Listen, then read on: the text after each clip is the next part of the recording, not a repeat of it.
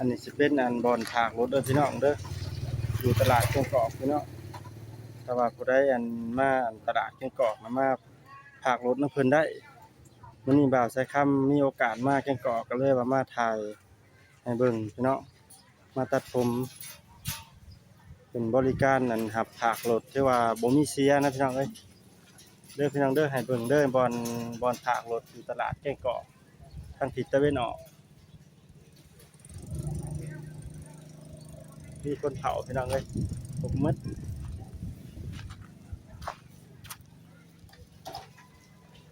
ยาวเหยียดไปหอดพุ่นพี่น้องเอ้ยมีผมมืด